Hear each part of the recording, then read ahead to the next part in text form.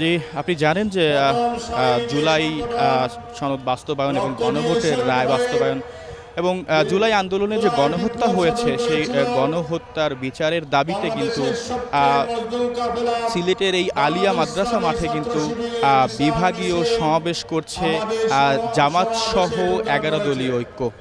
আহ, অনুষ্ঠানটি আসলে দুপুর আড়াইটার পর শুরু হওয়ার কথা রয়েছে।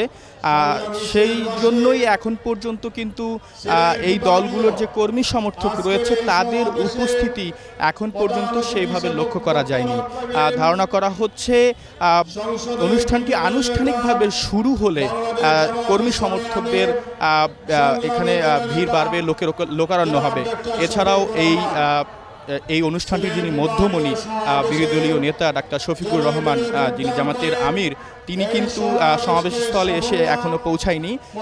অনুষ্ঠান শুরু হওয়ার পর তিনি এসে পৌঁছাবেন। এছাড়াও এই অনুষ্ঠানে উপস্থিত থাকবেন বিরোধী দলীয় চিফ হুইপ এবং জাতীয় নাগরিক পার্টি এনসিপির যে আহ্বায়ক রয়েছে নাহিদ ইসলাম, তিনিও কিন্তু এই অনুষ্ঠানে উপস্থিত থাকবেন। এছাড়াও 11 দলের যে শীর্ষ নেতৃবৃন্দ রয়েছেন তারাও কিন্তু এই অনুষ্ঠানে উপস্থিত থাকবেন। এই ছিল আমার কাছ থেকে সিলেট আলিয়া মাদ্রাসা থেকে সর্বশেষ খবর।